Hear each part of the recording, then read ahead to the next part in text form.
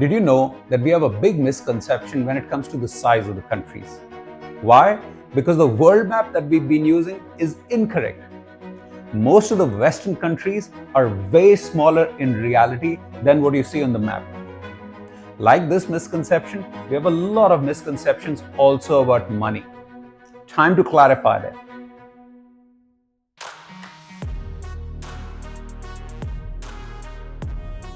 Hi everyone, welcome to our channel.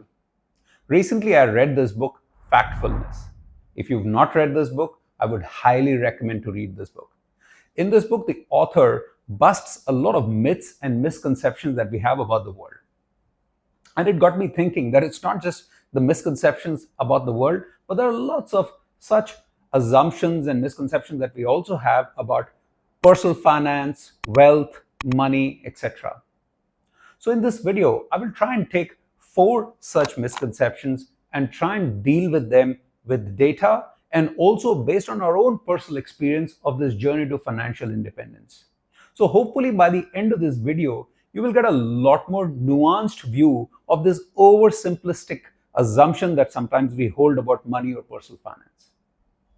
But before I do that, a very big, sincere thank you to our 10,000 plus subscribers. We just hit 10,000 subscribers and I really thank all of you. It's not just been a pleasure to make these videos, but we get to learn a lot from all the interactions that we have on the comments or even the coffee or the lunches or the dinners that we meet people from this channel. It's definitely an amazing part of our retirement journey that we are enjoying. And for those of you who are watching who've not subscribed, my sincere request would be please subscribe. It'll also give us an idea of what kind of content, what kind of thoughts, what kind of questions that you have based on your comments, and we'll try and address some of those if we have an experience on those points that you may have. Back to the topic. So the first misconception that we have is that all debt is bad.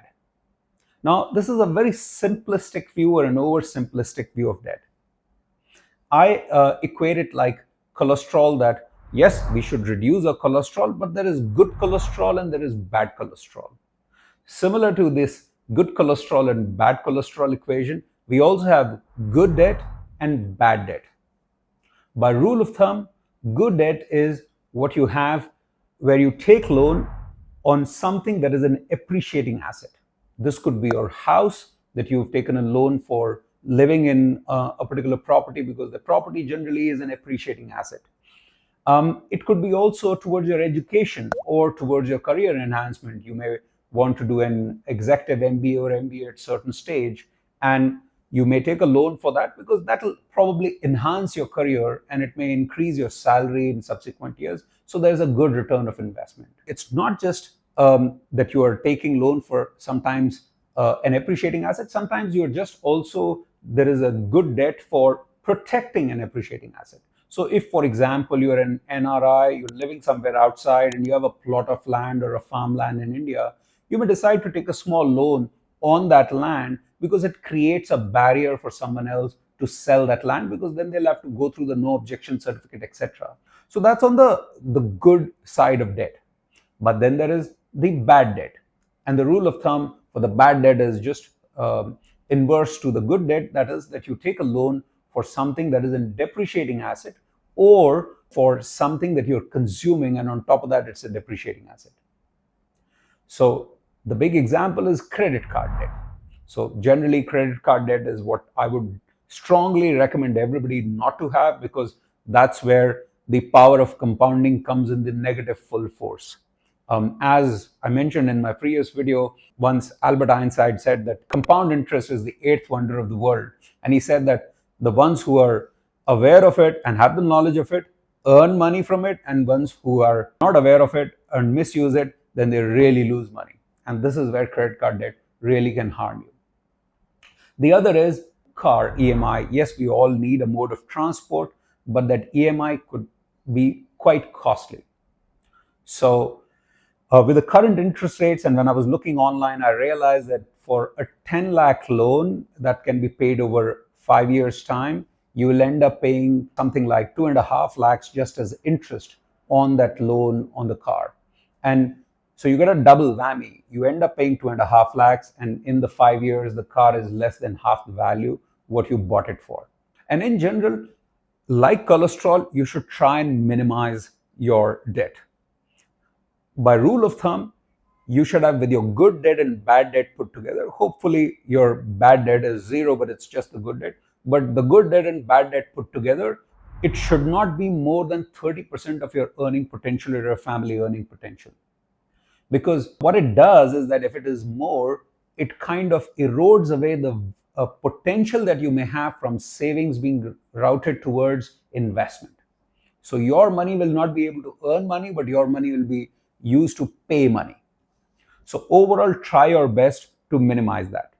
But yes, don't fall for this oversimplistic view that all debt is bad.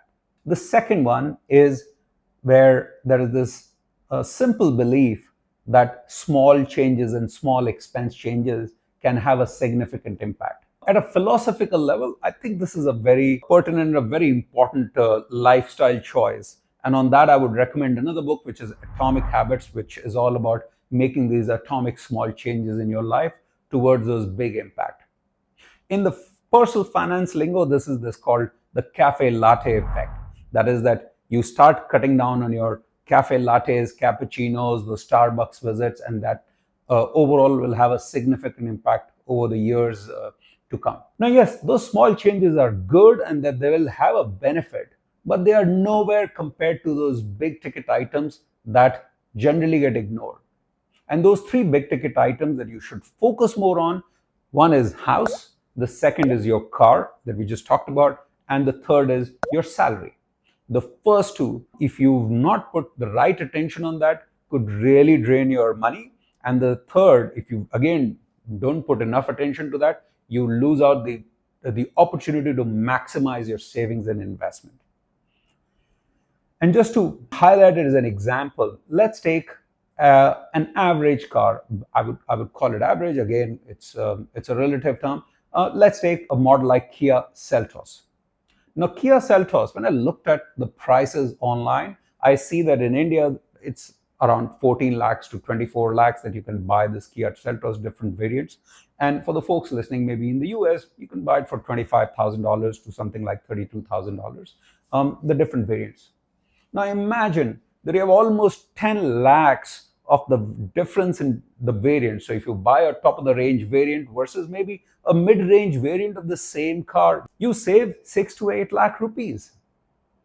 And that 6 to 8 lakh rupees is a long way versus you cutting down your Starbucks visits, your cafe lattes, your Netflix subscription, your Spotify subscription. All those small changes will have a marginal impact compared to one big change that will have a big impact, not just as a one-time expense, but all the insurance and the maintenance, etc., linked to that expense. And the other thing, on the same car, you may want to not maybe buy just a car out of the showroom, but you may buy a 1.5-year-old or a 2-year-old car, and you already get the benefit of around 20% depreciation of the car. Now, most of the showroom nowadays, they give you good warranty periods, and the cars are fairly having good, robust engines and fairly good quality that, 1 year or 2 years for a car is nothing. So just those small changes in the decisions of the big ticket items will have a much bigger impact than those changes in many changes in many small ticket items. So enjoy your cafe lattes, but focus on the house and the car and your salary. The third one is this, again, a simplistic assumption and a misconception that rent is throwing away money. Now, the good thing is that in the last few years, there has been quite a lot of debate about this buy versus rent, and there's a lot more awareness about the value of renting during this journey to financial independence. And yes, buying a house is a lot more than just a financial decision. It's a social decision. It's an aspirational point.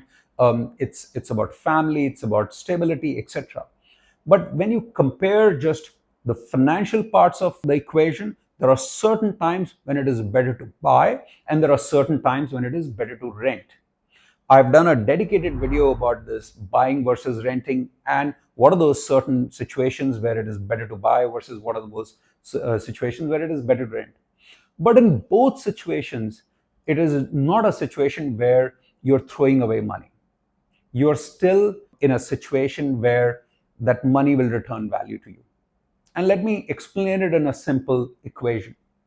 Now, if you take with the current state of property prices, which have gone up quite a lot over the many years, the price of a property, if you equate it in the number of months of rental of that same property, nowadays it is about something like 400 to 500 months of rent is what is equal to the price or the value of the property.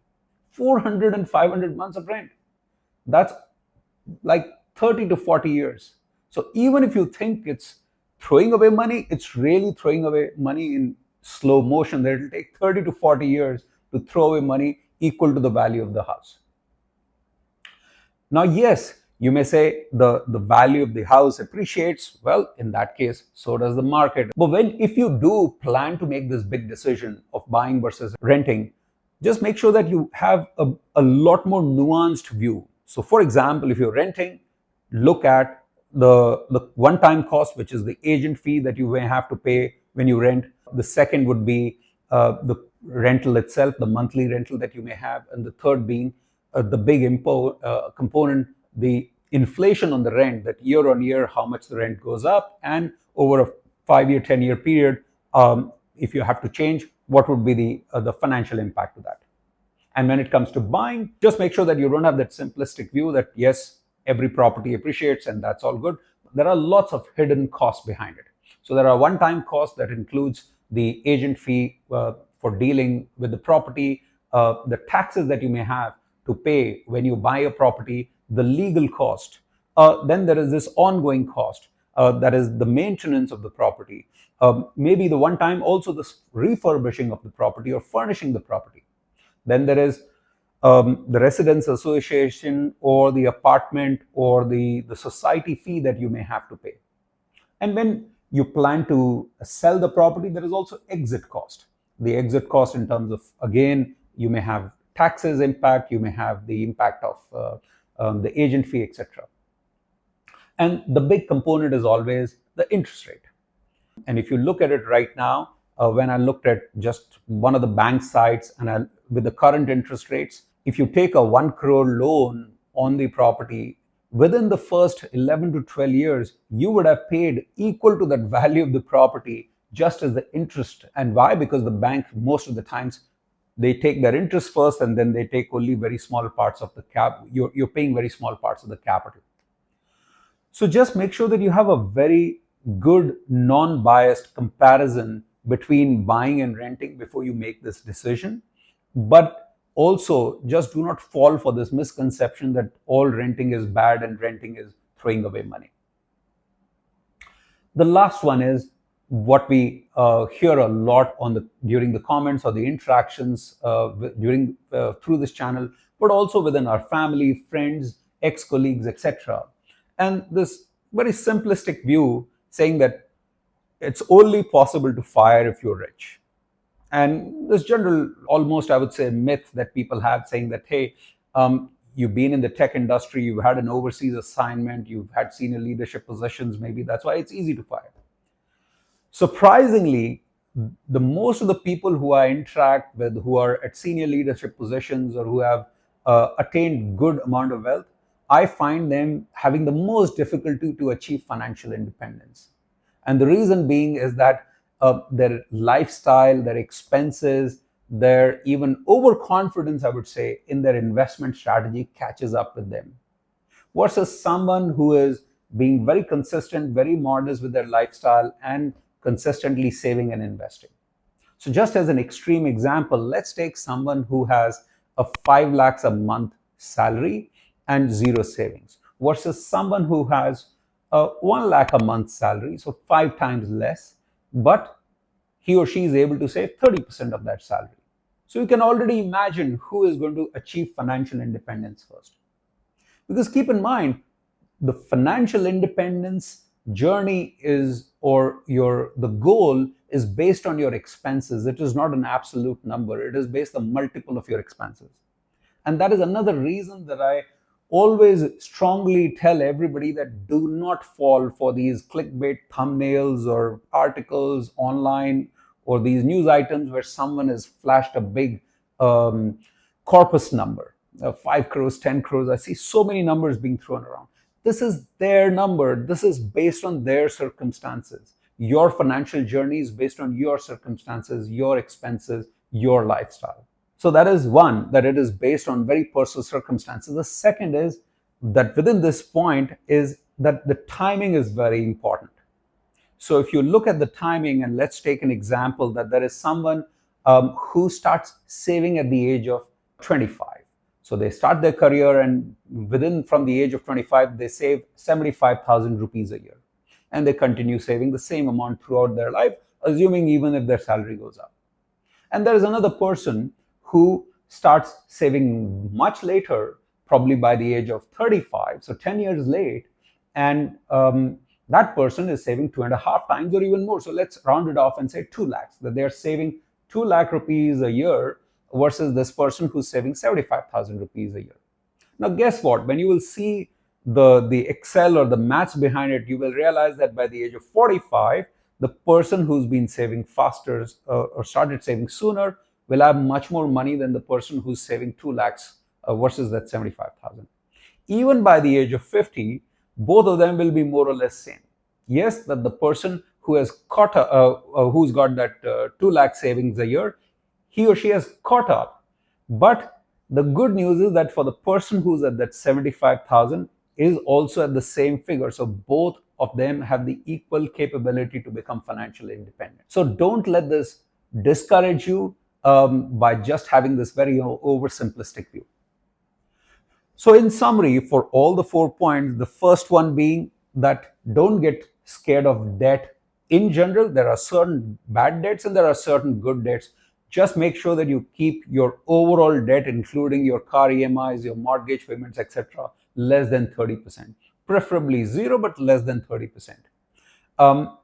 The second being is that it is not just those small changes or small savings in your expenses that can have a big impact, but it is really those big ticket items, your house, your car, your salary. The changes to that will catapult you faster than those small coffees or Netflix subscriptions. The next being is rent is not throwing away money. It's again a very nuanced view. Do a fair comparison and a good analysis before you make the decision. And the last thing is that, in my view, financial independence is for everyone. And it's as we keep saying in our videos, it's a must. It's the retiring early part, that's an option. So just be consistent, just start as soon as you can with your savings and just manage your lifestyle. If you do all this, you'll be in pretty good shape and a good position.